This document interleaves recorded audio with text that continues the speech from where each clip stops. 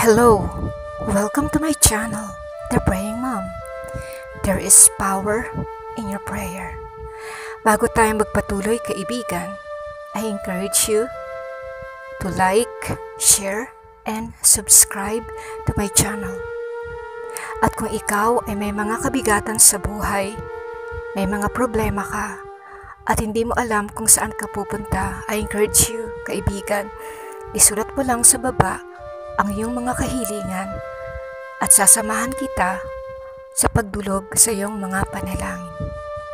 Ipagpatuloy natin ang ating pinag-usapan nung nakaraan. Ito yung pangalawang segment.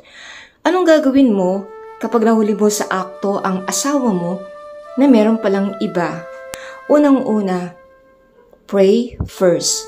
Manalangin ka sa Diyos at humingi ka sa Kanya ng tapang, ng lakas ng loob, at ng wisdom kung anong dapat mong gawin sa mga bagay na to.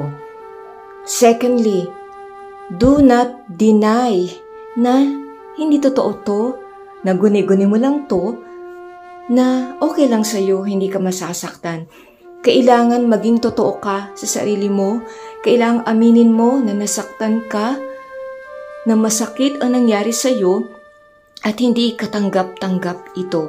Marami mga kababaihan kasi na dinidinay nila sa kanilang mga sarili na pinapaniwala nila ang kanilang mga sarili na lilipas din yun. Normal lang sa isang lalaki na magluko, mambabae, at pagkatapos nito babalik ang mga lalaki sa kanila. Well, mali ang ganitong uri ng paniniwala. Kasi unang-una, kailangang maging totoo ka, harapin mo ang katotohanan na nasaktan ka, na hindi tama ang ginawa sa iyo ng asawa mo. First step na dapat mong gawin pagkatapos mong manalangin at pagkatapos na i-process mo ang nararamdaman mo, mag-usap kayo ng asawa mo.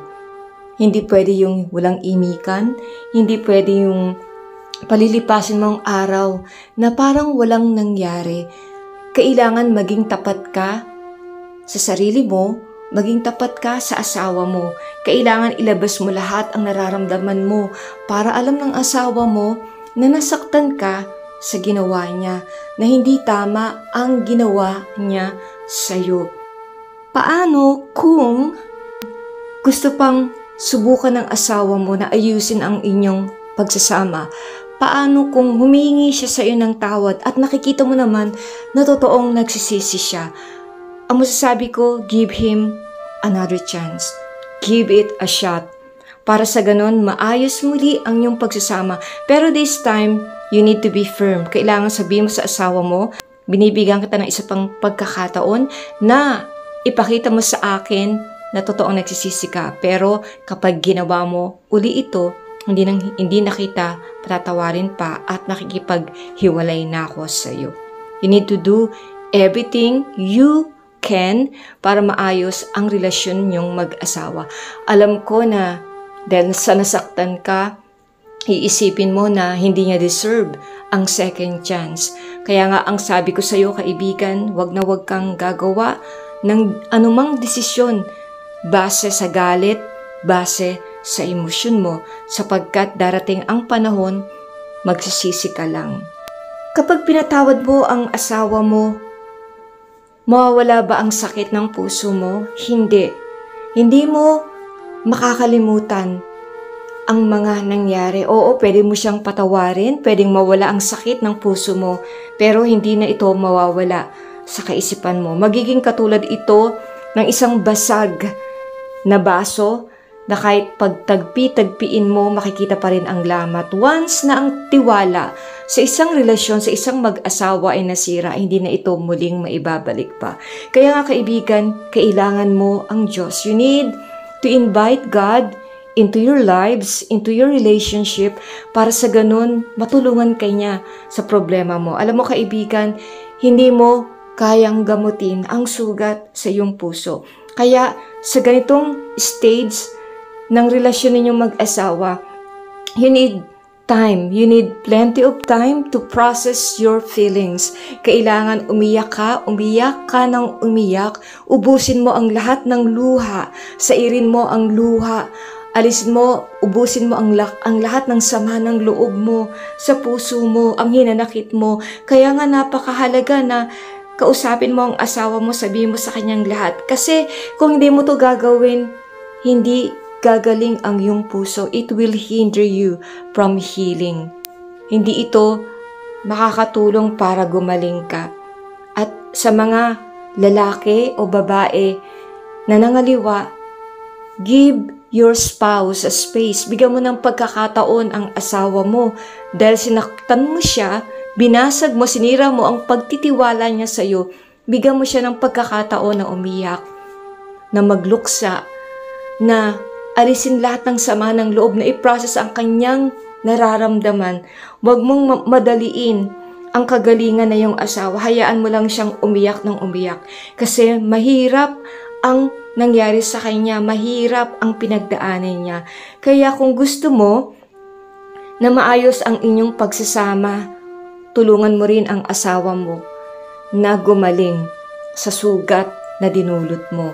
I want to warn you na dahil sa sakit na dinulot sa iyo ng asawa mo, magkakaroon ka ng mixed emotion, makakadama ka ng galit, makakadama ka ng awa sa sarili mo, magkakaroon ka ng low self-esteem.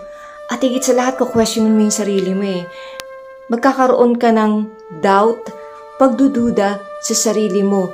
At sasabihin mo sa sarili mo na hindi ka karapat-dapat, na hindi ka maganda, na hindi ka attractive. Kasi kung maganda ka, kung attractive kang asawa, hindi ka lolokohin ng asawa mo.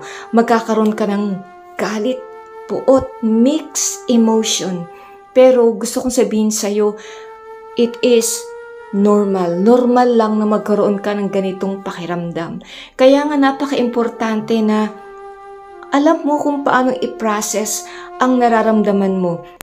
At kailangan maghanap ka ng isang tao na mapagkakatiwalaan mo, na pwede mong ibahagi sa taong ito yung nararamdaman mo. Kasi napaka-importante na magkaroon ka ng moral support. Para sa ganun, maibsan, mabawasan ang kabigatan ng iyong puso. Higit sa lahat, huwag mong papaalam sa mga anak mo ang nangyari. Labas dito ang mga anak mo. Kasi kaya ko ito sinasabi, magiging mas magulo kapag nalaman ng mga anak mo ang ginawa ng asawa mo. Sapagkat, aminin naman natin o sa hindi, madadala ng mga anak mo to hanggang tumanda sila, hanggang mamatay ang asawa mo. Magkakaroon sila ng galit, poot sa kanilang magulang. At kaibigan, dalangin ko na habang ikaw ay namimigati, habang ikaw ay umiiyak, ipagkatiwala mo sa ating Diyos ang iyong puso. Ibigay mo sa Panginoong Hesus ang lahat ng sakit, lahat ng sugat, pait na nararamdaman mo. Para sa ganun, tulungan ka niya na maging maayos at maging mabilis ang paghilom ng iyong puso. Ama, sa pangalan ni Jesus, tinataas ko ang mga Mr. at Mrs. na nasa ganitong sitwasyon. Nahuli nila sa akto ang kanilang mga asawang nangangaliwa. Lord, dalangin ko, turuan mo po sila na magtiwala sa iyo. I pray, Father, that you heal their broken hearts.